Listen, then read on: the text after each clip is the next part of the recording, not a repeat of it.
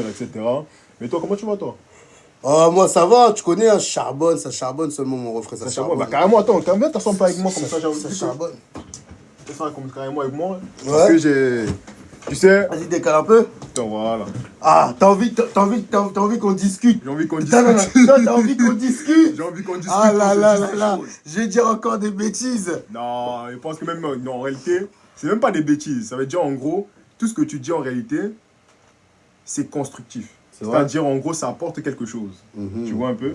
Donc, c'est pas des paroles seulement jetées comme ça, et ça rentre dans l'oreille, ça ressort de l'autre. Mais en fait, c'est vraiment, ça rentre en fait là, comme ça, et ça nous permet aussi de réfléchir par rapport aussi à notre propre vision des choses. Tu vois. Donc, c'est un peu ça. Et franchement, j'aimerais lancer un petit débat là. Et malheureusement. Encore un débat. Aïe, aïe, aïe, aïe, aïe, aïe, aïe, aïe, aïe, aïe. Vas-y, laisse, hein.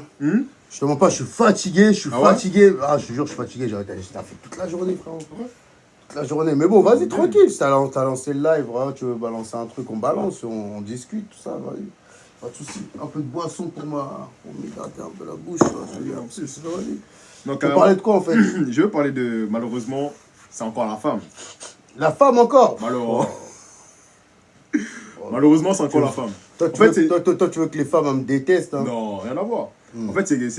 Moi, attention, j'aime beaucoup les femmes. Hein. Moi aussi. J'aime beaucoup les femmes, je respecte les femmes parce que j'ai que des femmes autour de moi. Quand je te parle de femmes, je te parle de famille, de sœurs, de maman. Et moi aussi. Tu vois, je veux dire, nièce, cousine, fille, tu vois.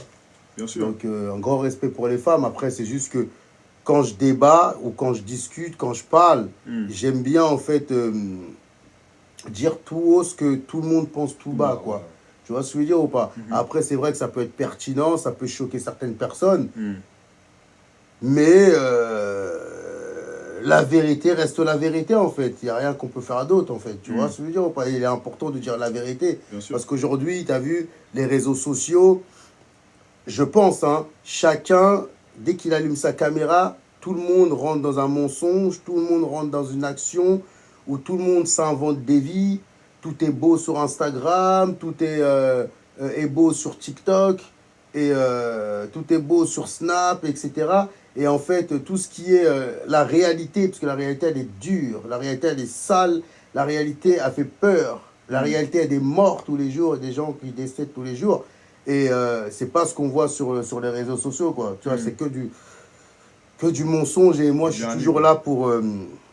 faire en sorte que la vérité puisse régner. Non, bien sûr, non, en plus, il y a pas mal de personnes qui aiment beaucoup ce que tu fais aussi. Hein. C'est vrai? Ouais, mis à part nous ici, le cercle restreint, mais il y a aussi les personnes qu'on peut voir sur les réseaux sociaux. Moi, je vois souvent ce que tu fais sur les réseaux sociaux, etc. Et franchement, ce que tu fais sur les réseaux sociaux, ça impacte. Moi, je vois que ça impacte. Ouais. Fort. Je vois que ça impacte. Et parce que ça impacte, raison pour laquelle j'ai envie en fait de revenir avec un certain débat. Je dirais pas ça réellement un débat, mais avoir ton point de vue par rapport à ces situations-là. En fait, j'ai une amie qui est venue me voir et elle m'a dit que la femme n'occupait pas une grande place dans la société. Ça, c'est en live, hein? Ah, délire. Bien. Si tu lis, clique pour découvrir la suite, c'est quoi ça? Bon. Vas-y, ouais, on s'en fout. Du coup, je disais, j'ai une amie qui est venue me voir me dire, elle m'a dit que la femme n'occupait pas une grande place dans la société. Dans la société, généralement, c'est les hommes qui dirigent, qu'on voit dans le pouvoir. On ne va jamais voir une femme présidente, etc. etc. Pourtant, la femme porte pendant plusieurs mois des enfants dans son ventre, mais elle n'occupe pas une place assez importante dans le milieu politique, par exemple, où là, on pourrait la placer en tant que présidente, comme j'ai le dit précédemment. Enfin, je sais pas, moi personnellement, je n'ai pas eu de réponse à lui donner concrètement par rapport à ça, et je n'ai même pas vu. J'ai, entre guillemets, vu où est-ce qu'elle voulait aller sans vraiment voir où est-ce qu'elle voulait aller. Et je sais pas si toi, tu as un peu compris ce que j'ai voulu dire, si ce n'était pas un peu bafoué, ce que j'ai dit. Ouais, j'ai compris un peu dans le sens que ton ami, en fait, elle veut dire que la place de la femme n'est pas exactement là où elle devrait être. Exactement. C'est ça en réalité. Oui, c'est ça. Tu vois? Et tu as mentionné tout à l'heure, tu as dit une chose, tu as dit que la femme, elle est l'humanité parce qu'elle porte l'humanité. Exactement. Tu comprends ce que je veux dire ou pas? Donc, je conclus tout simplement que la place de la femme, elle est exactement là où elle devrait être. Qu'est-ce qu'elles veulent de plus? C'est-à-dire, elle est là où elle devrait être. Frérot, elle vient de dire que que la femme, elle porte l'humanité. Elle le porte, l'humanité, c'est la réalité. Ouais. Nos mamans nous portent. On est là grâce aux mamans. Je comprends ce que je veux dire ou pas? Donc, qu'est-ce qu'elles veulent de plus? Je pense, on va dire... Non, mais tu vois ce que je veux dire? Non, mais qu'est-ce que tu veux de plus? Tu sais, à l'époque, quand je chantais, j'avais chanté une chanson et je parlais de ma fille et je disais, tu l'as portée dans ton ventre, je l'ai portée dans mon cœur. Tu comprends ce que je veux dire ou pas? Ça veut dire que, bah, si j'aurais pu, moi, porter ma fille dans mon ventre, je l'aurais fait. Bien sûr. Mais la nature fait que je ne peux pas la porter dans mon ventre. Tu comprends? Donc, je prends l'option de la porter dans mon cœur. Fin de l'histoire. Je ne vais pas aller arracher maintenant la nature de la femme pour dire j'en ai marre, pourquoi est-ce que nous les hommes on ne porte pas les enfants? Nous les hommes on se plaint jamais. Tu comprends ce que je veux dire? On se plaint jamais. Donc pourquoi les femmes vont toujours se plaindre? Leur place elle est très bien là où elle est. Tu comprends ce que je veux dire? Je te donne la différence. Ok, je sais que tu aimes ton père comme tu aimes ta mère, mais en réalité, si je te pose une question, c'est qui la personne que tu protégerais le plus, ton père ou ta mère? Sincèrement. Sincèrement, ma mère. Fin de l'histoire. Tu comprends ce que je veux dire ou pas? Nous, les darons, on gagne rien dans tout ça. Les enfants, à chaque fois, sont toujours accrochés, même moi-même, je suis accroché à ma maman. Ma maman, c'est tout. Tu vois ce que je veux dire ou pas? Si on dit, est-ce que tu choisis que ta mère meurt ou ton père il meurt? C'est chaud pour le daron, le pauvre. Pourtant, il a tout fait. Non, mais tu vois ce que je veux dire ou pas? Donc, elles veulent quoi finalement? Elles ont déjà tout. On peut mourir pour eux, on peut se battre pour eux, on donnerait, tu donnerais ta vie pour ton daron. Tu vas bégayer un peu, tu comprends? Maintenant, dis, donne ta vie pour ta mère, tu vas le faire ou pas? Bien sûr. Donc, avec quoi, frérot? On va pas tout leur donner. Tu comprends ce que je veux dire ou pas? Tu veux qu'on leur donne quoi d'autre de plus, en fait? C'est ça que j'essaie de comprendre. En fait, les femmes, elles veulent être dans une place, mais dans quelle place tu veux être? T'as déjà toute la place, t'as déjà tout. Tu comprends ce que je veux dire? Donc, vous voulez quoi, en fait? En fait, la vérité, c'est que la femme veut prendre le rôle de l'homme. La femme est juste jalouse de voir l'homme là où l'homme est. Tu vois, qu'on a une certaine liberté qu'elles n'ont pas. Mais aujourd'hui, c'est faux.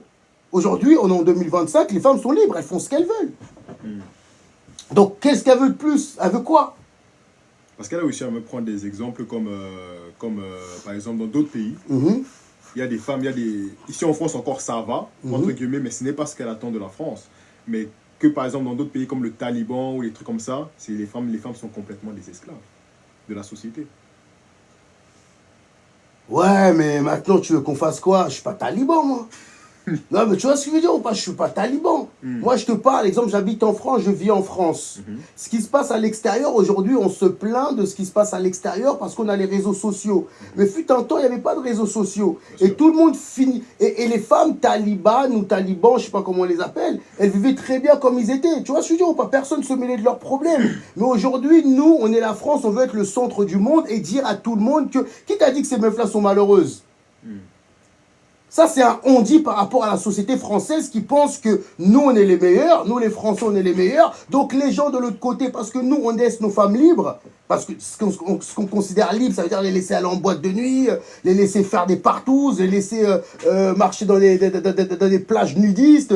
Tout ça, c'est une liberté qui est considérée comme être libre en France. Et que là-bas, les talibans, eux, ils ne laissent pas leurs femmes marcher nues dans les plages. Ça fait d'eux des gens qui sont... comment t'appelles ça? Des personnes qui ne sont pas emprisonnées, qui ne sont pas heureux. Non. Ça se trouve que non. Qu'est-ce que t'en sais, toi? Parce que tu as 2-3 personnes qui sont parties témoigner sur BFM TV.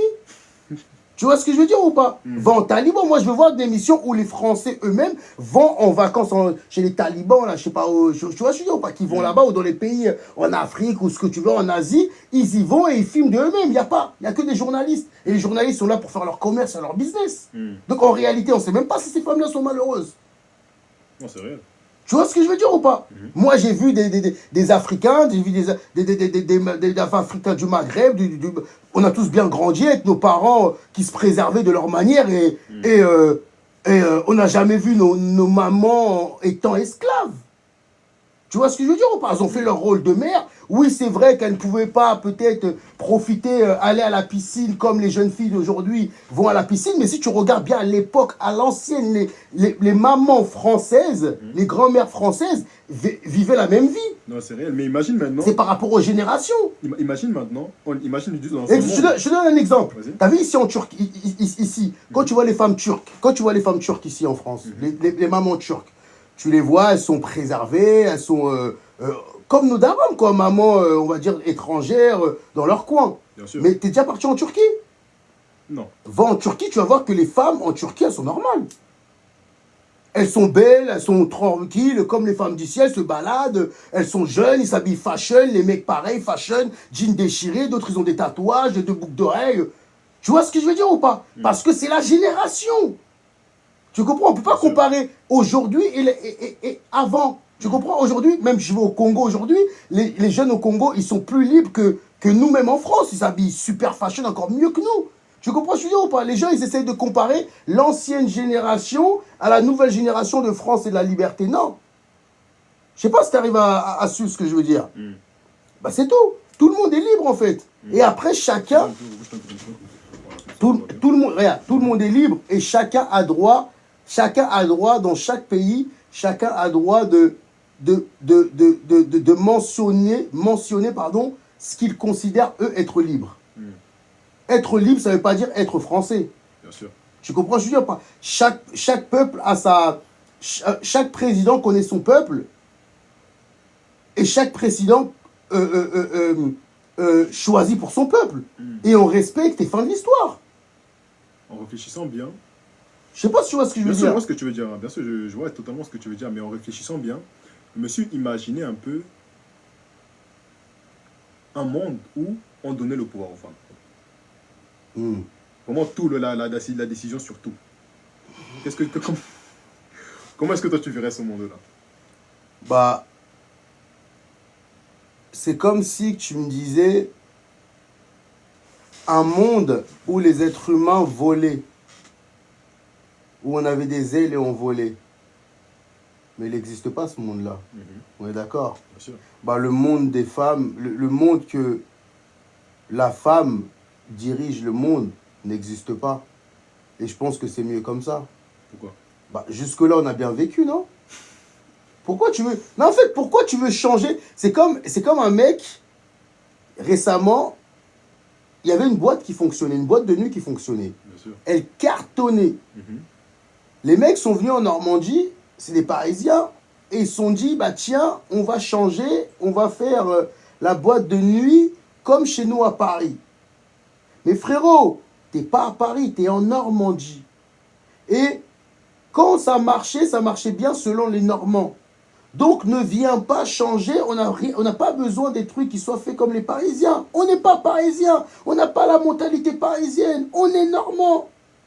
Tu comprends ce que je veux dire ou pas? Parfois quand les choses fonctionnent bien comme elles sont, ne va pas foutre un bordel en essayant de vouloir modifier les choses. Quand ça marche, non? On a des hôpitaux, on se fait soigner, on se fait enterrer dignement. Tu vois ce que je veux dire ou pas? Nos enfants vont à l'école, on fait des TikTok, on fait des lives. Donc pourquoi tu veux changer? Pourquoi tu veux des femmes qui viennent diriger le monde? Ça va changer quoi? Et déjà, personnellement, moi je pense déjà que, tu as vu dans le monde, c'est comme en Afrique. Exemple, moi je te parle de mon pays, le Congo. Avant, le Congo était un très très bon pays qui était respecté par les Européens et beaucoup de gens à l'époque de Mobutu. Celui que tu vois en photo là-bas, au milieu. Pourquoi? Parce que le mec était ce que les Européens appellent un dictateur. Ça veut dire qu'il y avait des choses que tu avais le droit de ne pas faire et des choses que tu avais le droit de faire. Et à cette époque-là, le peuple zaïrois congolais vivait très bien. Il y avait des trains. Le pays était beau. L'un des plus beaux pays d'Afrique à cette époque-là. Tu comprends? Jusqu'au jour où les Européens, les Américains ont considéré que ce mec-là était un dictateur. Et depuis ce jour-là, ils ont voulu changer de président. Ils ont chassé mon président qui est aujourd'hui enterré au Maroc, grâce au roi Hassan II, qui l'a bien accueilli. Mais tu vas dans mon pays, aujourd'hui c'est l'anarchie. Il Il y a plus de 18 millions à 20 millions de morts en moins de 10 ans. Tu comprends ce que je veux dire ou pas? Donc parfois, il faut des dictateurs pour certains peuples. C'est comme ça. Chaque président connaît son peuple. Il y a des peuples qui sont plus sanguins que d'autres. Il y en a d'autres qui sont plus calmes que d'autres, comme la communauté chinoise. Et la communauté, exemple, black, elle est différente. Tu comprends? Nous, c'est, on est chaud, on est chaud. Donc tu ne vas pas nous donner la loi des Chinois. On va mourir. Tu comprends ce que je veux dire ou pas? Parce qu'on ne va pas être nous. Tu comprends? Donc c'est simple, en fait. C'est simple. Ça veut dire, je ne vois pas là où la femme, qu'est-ce qu'elle va ramener? La femme, elle est remplie d'émotions. Une femme est douce. C'est pour ça que parfois, quand on se fait engueuler à la maison, on court dans les bras de qui? Maman. Dans les bras de maman. Parce que maman est remplie d'émotions. Papa, tu vas courir au pied de papa, il va te chasser avec un coup de pied. Il va te dégager là-bas, qu'est-ce que tu fais? Je sors du boulot, je suis fatigué. Mais maman, même si elle est fatiguée, elle a cet amour-là, tu vois, qui fait qu'elle va rentrer dans les émotions. Elle est capable de dormir toute la nuit pendant 5-6 jours avec son enfant à l'hôpital. Parce que maman, son cœur, il est fait pour ça. Tu comprends ce que je veux dire ou pas? Il peut maintenir tout ça. Un homme, même si son enfant est malade à l'hôpital, au bout de 2-3 jours, il commence à kékra. Tu comprends ce que je veux dire ou pas? Fin de l'histoire. En fait, il y a des choses où la nature a fait que la femme peut avoir le contrôle de ça. Et je pense que la femme a déjà assez beaucoup de responsabilités qu'on n'a pas besoin d'aujourd'hui de lui en rajouter plus.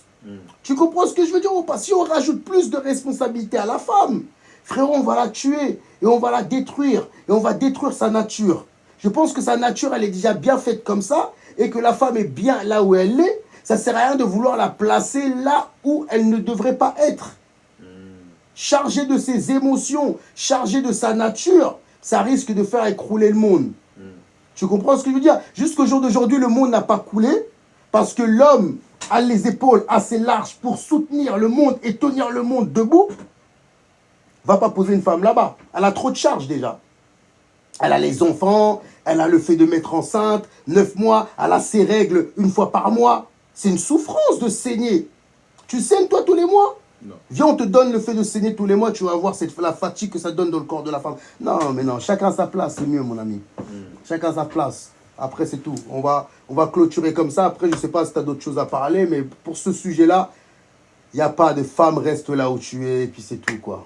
Tu vois, avec tout le respect que j'ai, je pense que la femme a déjà un très grand rôle, très important et très respectable, que je pense que vaut mieux même préserver la femme du monde politique, la préserver de ce monde diabolique et de la laisser d'avoir ce cœur d'amour que de la détruire. Nous, on est déjà assez détruits à cause de ce monde-là. Préservons nos femmes, préservons nos filles, préservons nos sœurs, préservons nos tantes. Je pense que c'est mieux pour elles. Bien sûr. Et mieux pour nous aussi.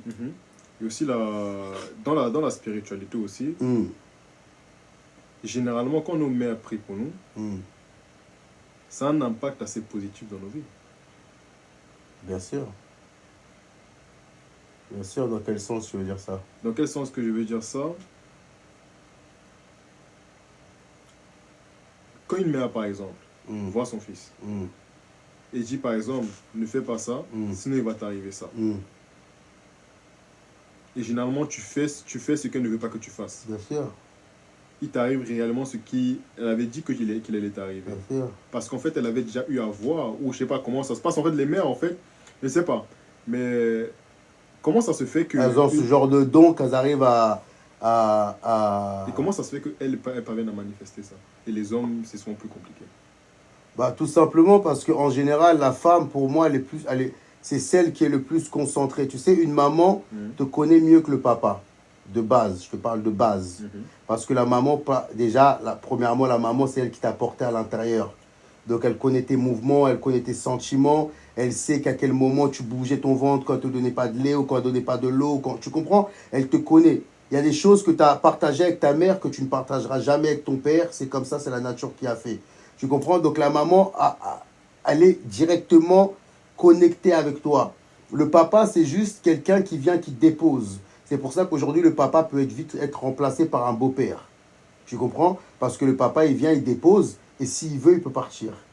Tu comprends? Être père, c'est être là pour l'enfant. Ça veut dire n'importe quel homme, tant que tu ne lui dis pas que ce n'est pas ton père, s'il est juste là, et il fait son rôle d'homme à la maison, tu vas bien le vivre, et tu vas l'enterrer comme si c'était ton père biologique. Tu comprends ce que je veux dire ou pas? Et une maman, elle, par contre, la différence, c'est qu'elle est, dès le début, elle est connectée avec toi. Donc, au moment qu'on va t'arracher du bras de ta mère, des mains de ta mère, tu vas le sentir automatiquement. Parce qu'il y a ce truc-là spirituel qui est déjà là. Donc, la spiritualité de ta mère, elle est automatiquement connectée avec toi depuis le début. Parce que quand le papa est venu et il a déposé la chose, à partir de là, il y a un esprit qui est né. Et cet esprit-là, quand il a poussé, au même temps qu'il est en train de pousser, il est en train de grandir, quand il est en train de grandir, bah, il grandit où? Il grandit dans ta mère. Donc, c'est-à-dire la connexion spirituelle avec ta maman, elle y est dès le premier jour. Tu comprends? Que celle de ton père, elle fuit. Parce qu'elle dépose et elle fuit. Celle qui reste là, celle qui arrose cette petite graine, c'est le corps de ta mère, l'eau que ta mère a en elle. C'est celle qui te fait grandir. Celle qui te donne la force. C'est celle qui te protège. Tu comprends ce que je veux dire? Parce qu'au début, tu n'es rien, tu es un fœtus, tu n'es rien du tout. Tu comprends? C'est pour ça qu'on dit que quand une femme est enceinte, évite de prendre de la drogue. Évite de fumer. Évite de manger quoi que ce soit. Évite de prendre n'importe quel médicament. Tu comprends? Parce que tu es automatiquement, directement une partie de ta mère. Dès le début. Pas celle de ton père. Ton père, c'est juste un dépositoire. Il vient, il dépose et il se barre. C'est-à-dire ton père, pendant que ta mère est en train de souffrir dans le lit, ton père peut être dans un bar en train de danser. Tout ce qui va se passer dans le ventre de ta mère, il ne le ressentira jamais. Tu vois la puissance de la femme. La femme, on lui a donné ce pouvoir-là d'avoir. C'est pour ça qu'une maman, quand il y a un truc et que son enfant est en danger, on l'a déjà vu dans les meurtres, la maman, elle va dire « j'ai eu un pressentiment ». Tu comprends? Et le pressentiment, c'est parce qu'il y a ce truc-là qui vous rattache, vous deux, qui sera là à vie. C'est-à-dire que là où tu es, on t'a tué dans une forêt, même si les policiers disent « non, votre fils n'est pas là », la maman sait que tu es mort. Parce qu'au moment qu'on lui a mis des coups, à l'intérieur d'elle, les coups ont résonné. Je ne sais pas si tu arrives à capter. C'est pour ça que ces mamans, pour ça que je te dis que les mamans, elles ont une facilité de voir et de prédire ce qui va t'arriver. Et puis après, aussi, elle grandit, elle te connaît. Le papa, il est dehors, en général, il travaille. Tu vois, il n'a pas le temps. C'est ta mère qui te donne son sein, c'est elle qui voit tes premiers cris. Elle voit de quoi tu as peur. Elle connaît tes copains. Elle voit qui frappe à la porte. Elle voit c'est qui fait des bêtises. Tu comprends? Et puis aussi, la maman a de l'expérience. Ce qu'elle te dit de ne pas faire, elle l'a fait. Elle s'est brûlée. Donc elle sait très bien, quand tu vas le faire, tu vas te brûler. Et au final, tu fais quoi? Tu te brûles. Mais pourquoi cette mère qu'on aime aussi tant, au bout d'un certain âge, on la quitte? Bah parce que c'est la nature. C'est-à-dire? Bah parce que c'est la nature. La nature, elle est faite comme ça. Même les animaux, ils quittent leur maman. Ah bon? Bah bien sûr. Bah tu crois que le lion, le truc, il est là, il fait une partouze avec sa mère. Il quitte sa mère, il va chasser la lionne et il va kenner avec la lionne, tu vois. C'est comme ça, c'est la nature. La nature, elle est comme ça. Il y a des choses qu'on ne pourra jamais comprendre. Tu comprends? On n'était pas là dès le début, on ne sait pas qui a créé quoi, mis à part par la foi religieuse ou autre. Mais sinon, c'est comme ça. Et même en parlant même de foi, j'ai envie de toucher un sujet un peu... Bon, dis-moi. Je sais pas si tu me permets. Hein. Vas-y, dis. Tu me permets de toucher à ce sujet-là. Il y a 3 religions. C'est quoi ça? C'est quoi ce que je dis? Rejoindre, inviter, c'est quoi ça? Faut inviter, c'est ça? Non, accepter, bah, en fait... C'est où? Bah là, oui. J'accepte, ça? C'est à côté de tapis là, oui. C'est en France, ça va faire ça. Je comprends, non, moi je connais rien, donc c'est pour ça que je... Attends, comment tu fais? Ah, inviter? Ah non, c'est toi qui invites. Ah, c'est moi qui invite? Voilà. Rejoindre le live, c'est quoi ça? Il n'y a que vous deux. Maxou, il n'y a que vous deux. Ouais, avec nous deux. Viens obtenir le badge. Fifi, c'est qui Steve? Ah, les enfoirés. Ah, l'enfoiré. Ah, c'est un gars à moi, Max, non. Vas-y, toi, lis les commentaires, toi, tu connais mieux. Mon épicier, ah, l'enfoiré.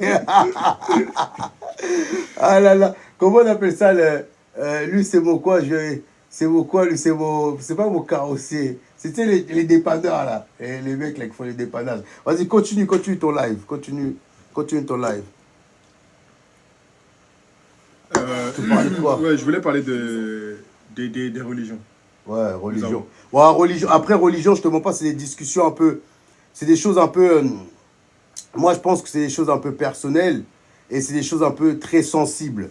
Parce qu'il faut savoir que chaque personne est un peu menée par les désirs et le pouvoir de leur gourou. Chacun a un gourou. Chaque religion, ils ont des gourous. Et leur gourou leur a dit des choses et ne leur permet pas de réfléchir par eux-mêmes. Donc ça veut dire que s'il suffit que je dise quelque chose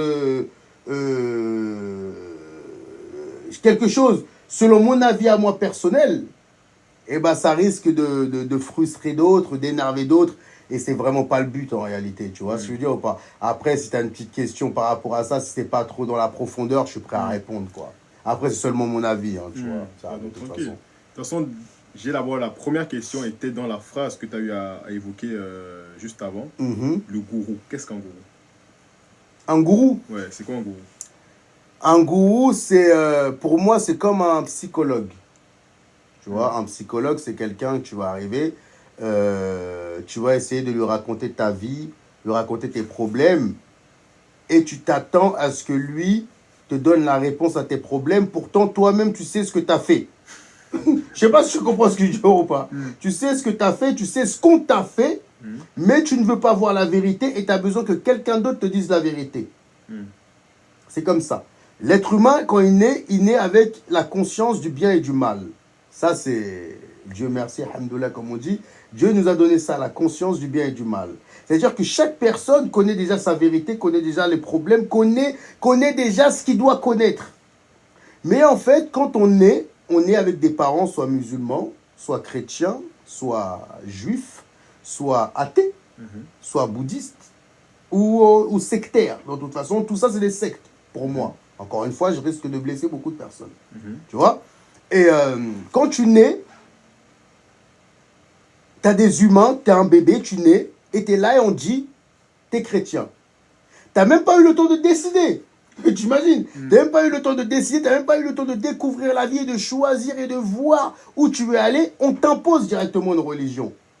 Déjà, je trouve que ça, déjà, c'est... Pour moi, hein, je trouve que c'est très... Ça, c'est la dictature. Ça, c'est de la dictature. De dire à un enfant, tu es quelque chose que l'enfant n'a pas décidé d'être, après, tu peux le conseiller. Tu peux dire, mon enfant, tu sais, moi, je suis musulman, je suis chrétien, et je pense que pour toi, ce serait mieux de suivre cette voie. Par contre, bonne vie à toi, et va choisir. Parce que la finalité des finalités, c'est quoi? On a chacun une âme. Mon âme n'est pas rattachée à celle de mon père, ni celle de ma mère. Tu comprends? Quand je vais être jugé selon mes actions à moi, personnelles.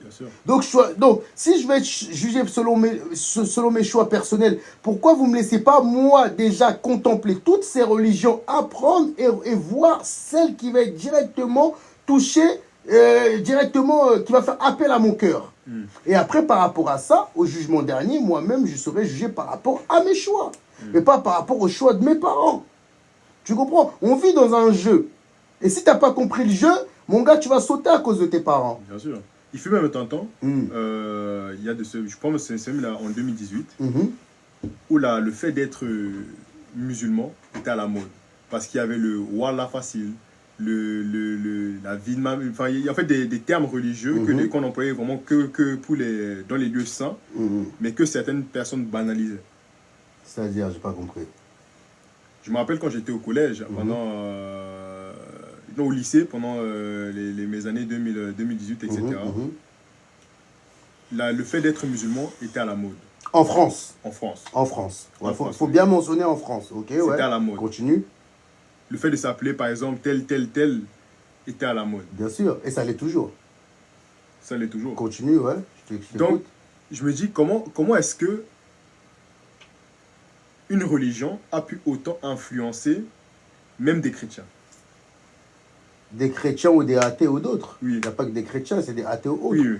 Bah, tout simplement parce que il y a deux options. Attends, excuse-moi. Ouais. Elle n'a pas influencé dans le sens où on veut aller prier, mais simplement sur des termes. Ah, sur des termes. Ah, bah après ça c'est... En fait, ça, c'est même pas... C'est pour ça que je t'ai dit en France. Parce que ça c'est même pas miraculeux. C'est juste tout simplement qu'il y a une forte immigration. Il faut savoir que la France, c'est un pays chrétien. C'est un pays chrétien, tout ça, par rapport aux guerres et tout ça. leur gourou, c'est les chrétiens. Tu comprends? C'est le christianisme. Et la France, à un moment donné, dans leur histoire, ils sont partis chez les gens, déranger des gens qui étaient tranquilles. Tu comprends? Il y a eu la guerre. Pendant la guerre, ils ont eu besoin de gens. Tu comprends? Et ils sont partis chercher des gens. Ça pouvait être des chrétiens comme des musulmans. Tu comprends? Et ils sont partis beaucoup chercher aussi les musulmans à l'époque. Pourquoi? Parce que déjà par rapport aux colonies, des pays, on va dire, maghrébins, des pays du Sénégal. C'est pour ça que tu retrouves beaucoup de tirailleurs sénégalais, etc. Tu retrouves beaucoup de Sénégalais en France par rapport aux tirailleurs qui étaient là, même s'il y avait des tirailleurs de d'autres pays aussi, mais la forte majorité venait de ces pays-là. Il faut savoir que à l'époque, c'est comme nous, exemple au Congo, nous, le Congo il est vaste. Ok, dans la capitale de Kinshasa et ailleurs, on va dire, allez, vers la capitale, tu as beaucoup la communauté chrétienne. Et vers l'est du Congo, là où il y a les millions de morts, là-bas se trouve une grosse majorité de musulmans. D'accord? Qu'on appelle nous les Ndibou, de base. Les Ndibou, c'est qui? C'est des grands warriors à l'époque qui sont connus comme des combattants. Il faut savoir que les musulmans ont toujours été des grands combattants. Ça veut dire des gens qui n'avaient pas peur. Ils ne craignaient que Dieu. Tu comprends? Et ça, les Français le savaient. Ils savaient qu'en allant chercher des musulmans pour la guerre, et si les musulmans donnent leur parole, parce que les musulmans, en général, n'ont qu'une parole, eh bien, ils vont les protéger comme personne d'autre ne les protégeront. Et c'est ce qui s'est passé. Tu comprends? Et ces musulmans-là, à la fin, bah, ils se sont installés en France. Ils sont devenus français. Tu comprends ce que je veux dire ou pas? Et ils ont grandi, ils ont eu des enfants. Et nous, on est des Africains. Donc, quand on fait des enfants, on ne fait pas un enfant. On n'en fait pas deux, on n'en fait pas trois. On en fait minimum 4, 5, 6, 7, 8, 9, 10, 11, 12, 13, 14, 15, 16, 17, 18, 19, 20, 21, 22, 23, 24. Parce que on est africain ou musulman et chez nous, on a le droit à la polygamie. Tu comprends? Donc, quand tu arrives et à la fin, tous ces gens-là que je t'ai cités, on les met dans des quartiers. Tu comprends?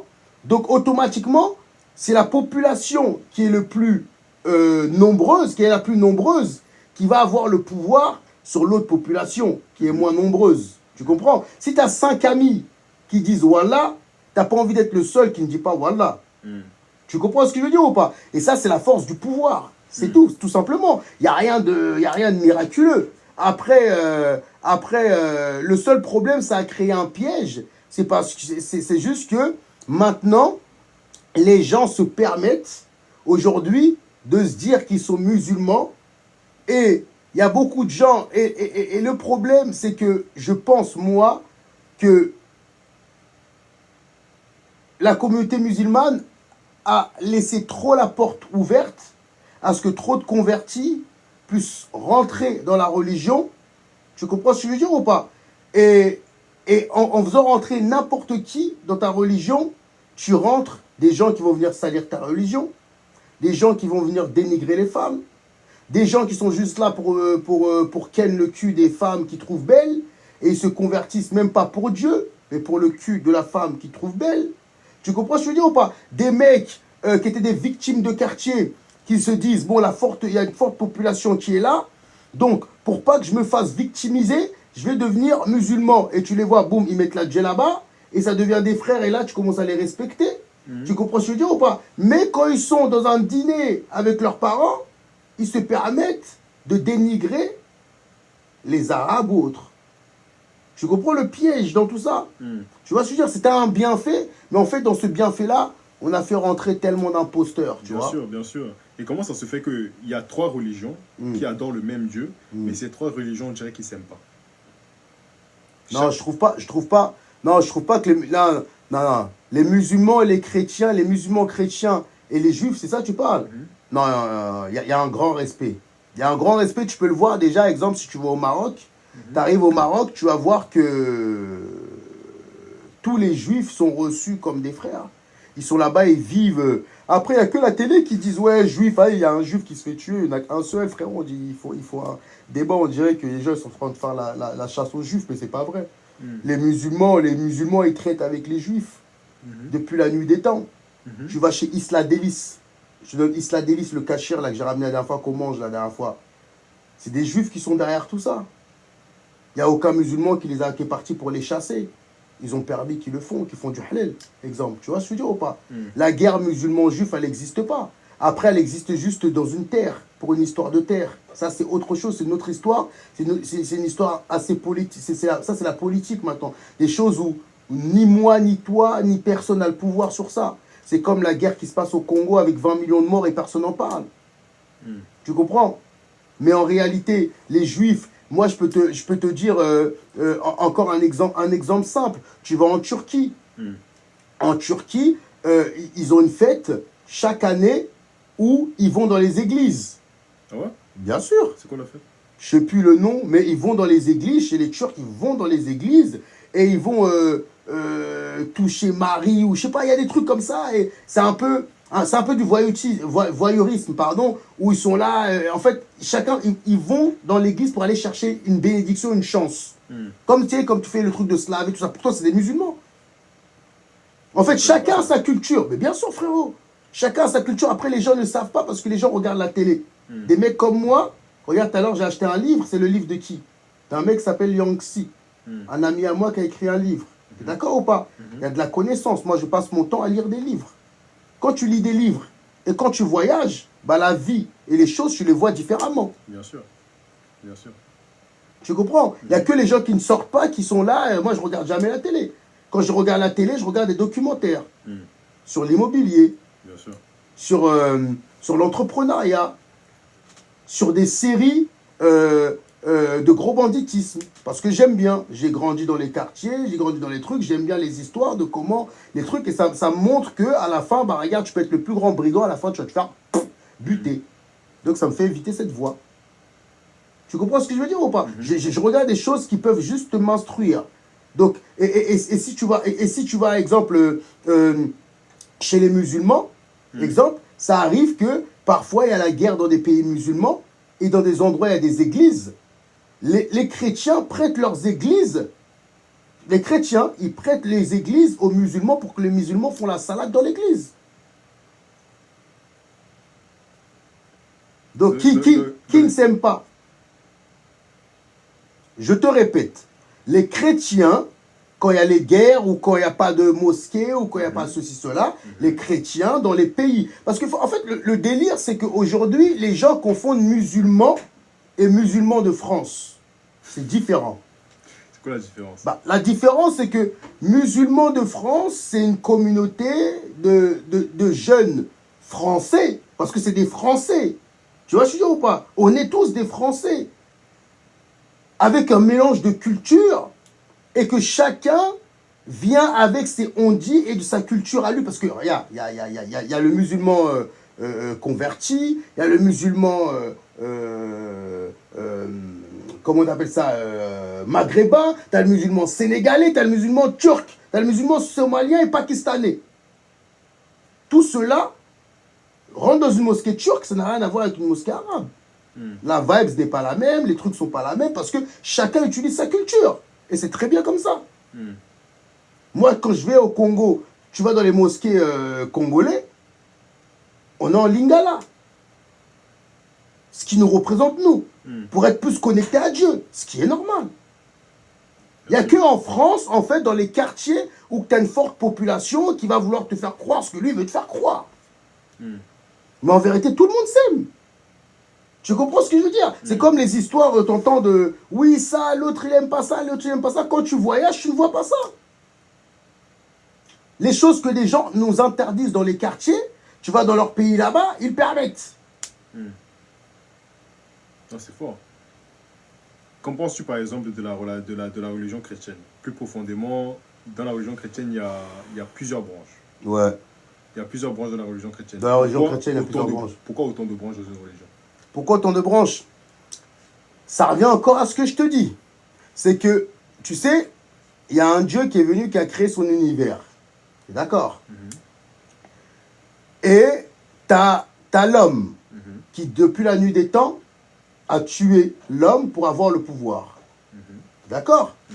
Et aujourd'hui, exemple, je te donne un exemple. Moi, j'ai Cash Studio. D'accord, j'ai le studio là. C'est à moi. Toi, ta Cash Studio, c'est à toi.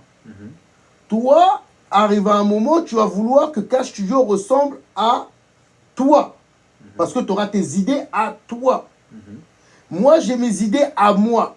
Donc, un jour, soit il faudra qu'il y en a un qui se rabaisse et qui donne le pouvoir à l'autre, ou soit on va se déchirer et chacun va aller créer son Cash Studio de son côté. Et chacun va dire sa vision de son Cash Studio selon lui, selon sa pensée, selon ses désirs. Je ne sais pas si tu arrives à me suivre. Bah, la religion, c'est pareil. Tu as les chrétiens orthodoxes, tu as les Jéhovah, tu as les évangélistes, tu as tout ça. Tu comprends? Qui prient le même Jésus, d'autres, mais qui ont chacun une vision de voir les choses différentes. Exemple, chez les orthodoxes, là, je crois que c'est les orthodoxes, les catholiques, pardon, arrive à un moment, ils n'ont pas le droit de manger de la viande, des trucs... alors que les évangélistes, ils tabassent la viande, chacun son délire. Pourquoi? Parce que en fait, c'est juste une histoire... En fait, la religion, c'est une histoire de pouvoir. C'est-à-dire? C'est-à-dire tout simplement que l'être humain, quand il a vu qu'à travers un livre, il pouvait diriger une population, donc chacun va venir avec son pouvoir. Chacun va venir avec son message. Chacun va vouloir être le messager de l'histoire. C'est une histoire du pouvoir, mon pote. C'est comme l'histoire de qui a les plus grosses couilles. Qui va commander. Tu comprends? Moi, pourquoi j'ai voulu choisir d'être entrepreneur? C'est parce que je veux avoir du pouvoir. Parce que je veux diriger. C'est parce que je veux créer mon monde. C'est parce que je veux que des gens me suivent. Je commence avec une boutique. Après 2, 3, 4, 5, 6, 7, 8, 9, 10, et si je peux tous les avoir, je crois que je vais m'en empêcher. Je ne vais jamais m'en empêcher. Parce que c'est mon objectif. Le pouvoir.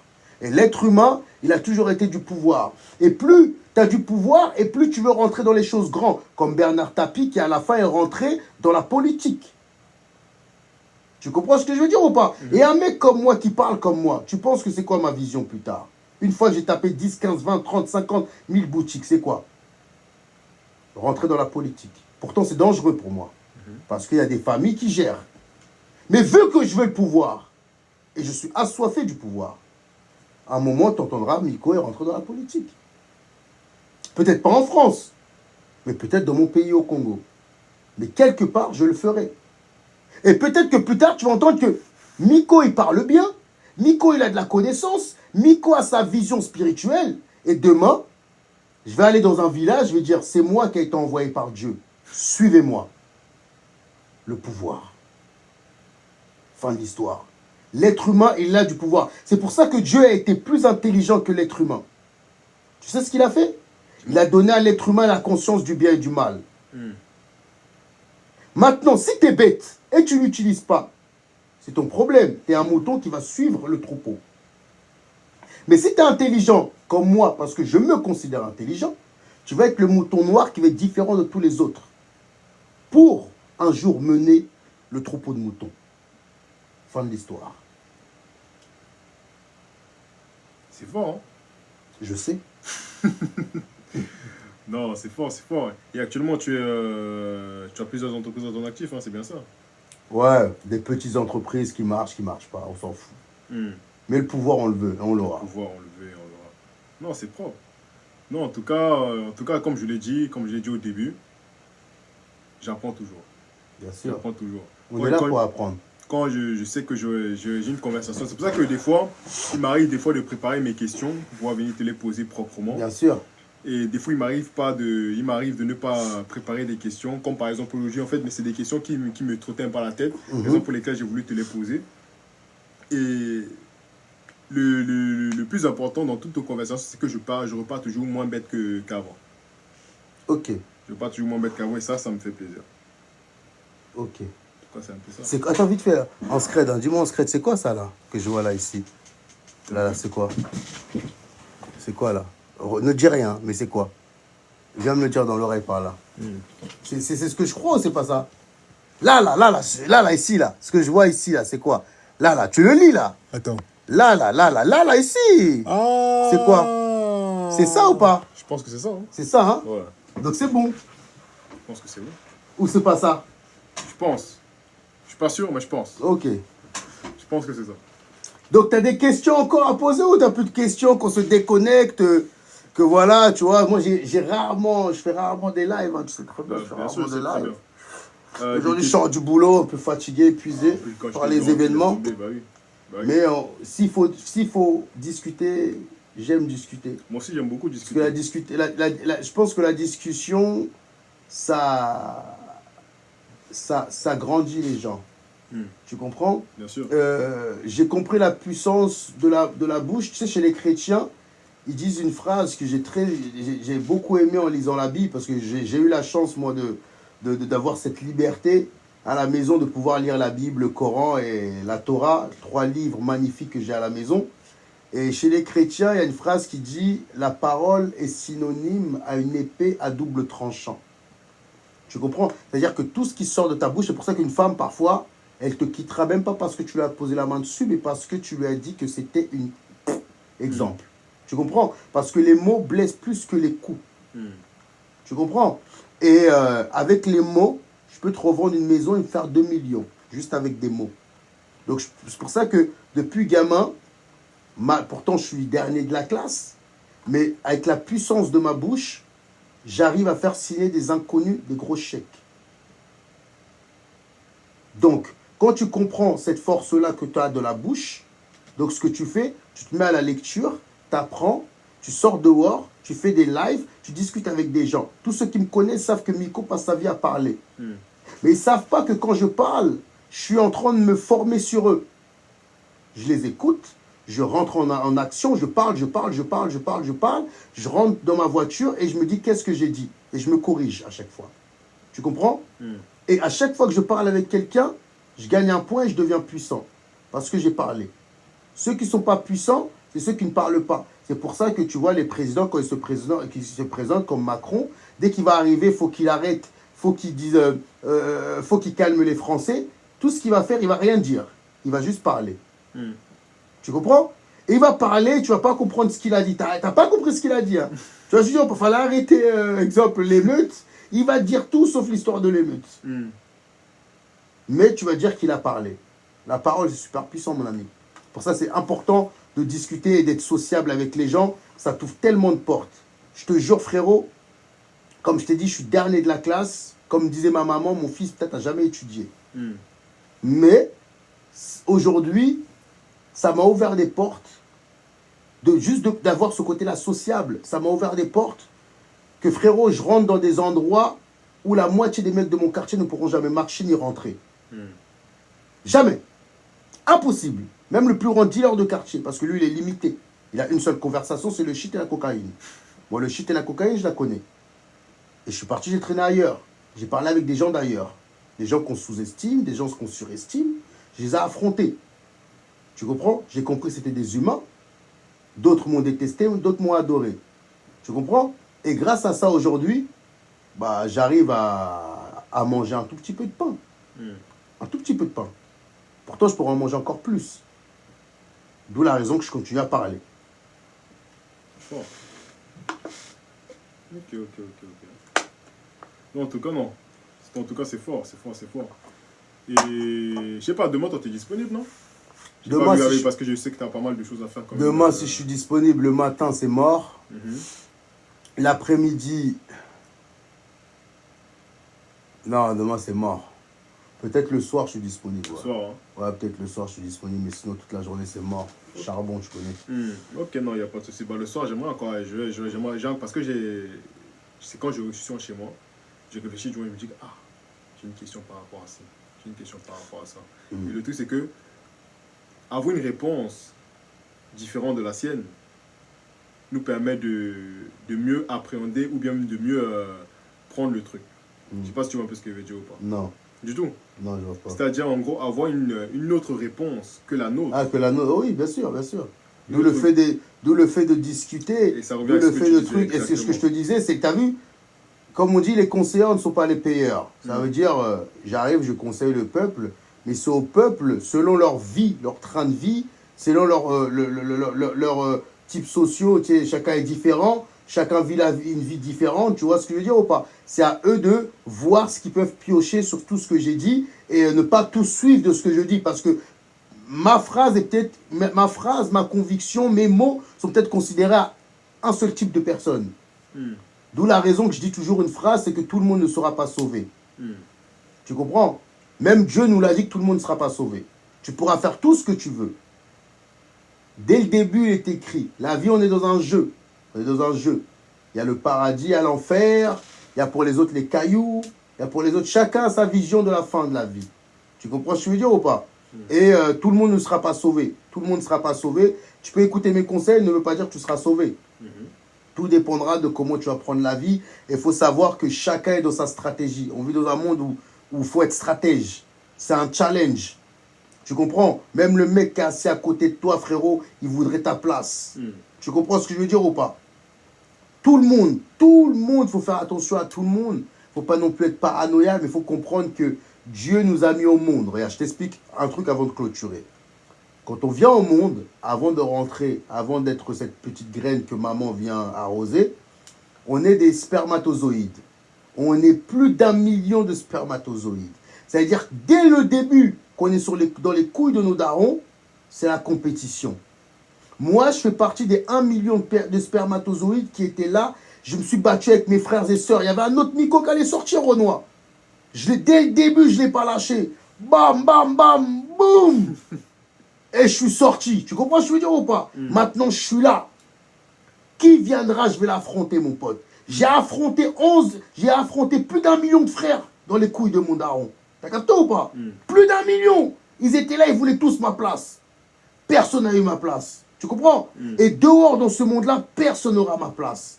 Et c'est pour ça que chaque jour, eh ben frérot, tu m'as vu, j'ai eu plein de business qui ont coulé. Mais, comme disait mon frère camerounais de Londres, je mange toujours. C'est-à-dire, même dans le business où je coule, j'ai mangé. Mais j'anticipe. Parce que la vie est un combat depuis les couilles de mon daron. Et moi, je le sais. Tu comprends? Je ne viens pas d'une famille riche qui m'ont donné ça. Mais je viens d'une famille, tu vois ce que je veux dire, où le daron est solide, où, tu comprends? Donc, il faut que tu saches, en fait, pour terminer, il faut que tu saches que dans cette vie-là, mon frère, on est tous dans un challenge. Depuis le début, Dieu nous a mis dans un challenge. Dans les couilles de nos darons, on est 1 million. Comment ça, je dois tabasser? J'ai tué 1 million de mes frères derrière, avant de sortir. Tu sais ça? C'est-à-dire que depuis les couilles de mon daron, je suis un meurtrier. T'as capté ou pas? J'avais 1 million de frères et sœurs qui voulaient sortir à ma place. Je me suis battu, mon Renoir. Et je suis sorti. 1 million contre Miko. Et tu penses que c'est tous ces rigolos de quartier ou autres qui vont m'abattre? Je vais les arroser tous les 1 million qui sont en face de moi. Quant à cette mentalité-là, frérot, il n'y a aucun business. Il n'y a personne, aucun être humain, grand, petit, qui pourra te faire peur. Quand tu as enterré des gens, ton propre daron, tu l'as mis dans un trou et tu comprends que l'homme le plus grand que tu as kiffé dans ta vie et que tu craignais pouvait être enterré, mon pote, vas-y, viens. C'est la guerre, mon pote. Ah, mon pote, tu comprends ce que je veux dire ou pas? Et j'ai cette mentalité-là. C'est pour ça que les gens, parfois, ne me comprennent pas. Ouais, il fait ça, il fait ça, il fait ça. Nous, on va enculer la vie, on va enculer le monde. Parce que moi, je sais que je suis dans un jeu, frérot. Eux, ils ne savent pas qu'ils sont dans un jeu. C'est pour ça que la plupart, ils se font beaucoup d'argent, ils sont en couple, ils sont là, ils sont stables. Ils se disent, j'ai gagné. Mais ils ne savent pas que c'est un jeu. Même leur femme est dans un jeu. Pour les grains à la fin. Tout le monde est technique. Tu comprends? C'est pour ça que moi, je suis dans l'optique où je fais confiance en personne, ni à la femme, ni à ceci, cela. Je t'aime, mon amour, je te donnerai des fleurs et de l'argent s'il faut. Mon amour, mon zizi, s'il le faut. C'est la nature, c'est la vie. Mais attention. Attention. La personne avec qui tu dors peut être ton pire ennemi parce qu'elle connaît ton secret. Tes secrets. Tu comprends ce que je veux dire ou pas? Et tout le monde, et ça veut dire à partir de là, elle connaît tes secrets. Donc, elle connaît aussi tes faiblesses. Donc, il faut être technique avec tout le monde, frérot. Et si tu es technique avec tout le monde et tu comprends que cette vie-là nous a été donnée et nous a été offerte en tant que compétition, même pour le paradis, frérot, même pour rentrer au paradis, on nous dit, Hassanet, tu mets plus, tu mets moins, tu gagnes si, tu comprends? C'est une compétition surtout, mon pote. Compétition surtout. Qui va prier le plus? À l'église, au synagogue, tu dois être devant une pierre, tu fais ça. Tu comprends ce que je veux dire ou pas? C'est une compétition, mon pote. Mais ça ne veut pas dire que tout ce qu'ils te disent, c'est vrai. Parce que n'oublie pas, avant nous, il y avait des humains qui voulaient la même chose que nous, le pouvoir. Tu comprends? Et moi, aujourd'hui, le pouvoir et l'histoire, demain, je peux la changer dans un village pauvre au bled. J'arrive avec des talles, avec des millions, je m'installe dans un village, je vous dis, je me présente, je m'appelle Miko, je suis un envoyé. À partir d'aujourd'hui, je vous offre tous une maison. C'est Dieu qui m'a envoyé. À partir d'aujourd'hui, vous allez prier mon Dieu. Mon Dieu, il fonctionne comme ça, comme ça, comme ça, comme ça, comme ça. Vous avez faim hier? Oui. Aujourd'hui, vous n'aurez plus jamais faim.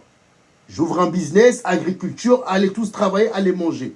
Vous touchez 50 € hier par mois, moi je vous en donne 400 € par mois. Tu crois que ces gens vont pas prier mon Dieu? Tu crois que si je leur ramène un livre avec la suite d'une continuité de tout ce qui a été écrit avant, tu crois qu'ils ne vont pas me suivre?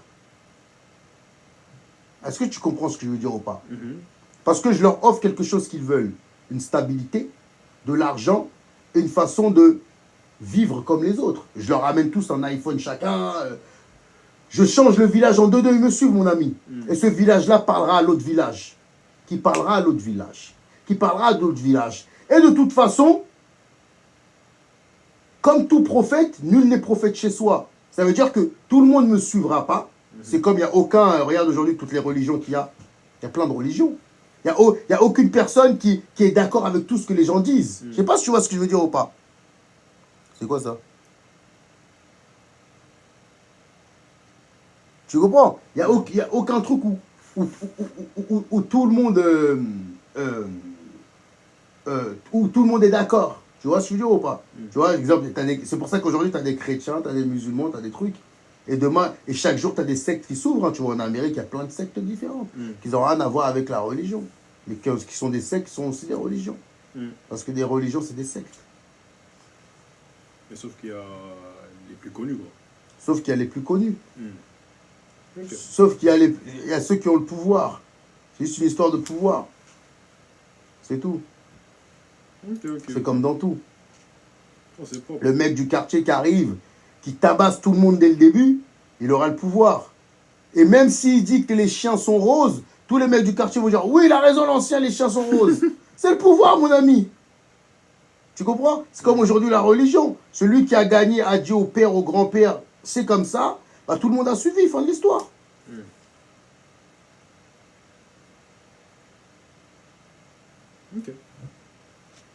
Ok. Bah, je pense qu'on a terminé. Ouais, je pense qu'on a terminé. En tout cas, non, j'étais, comme une fois de plus,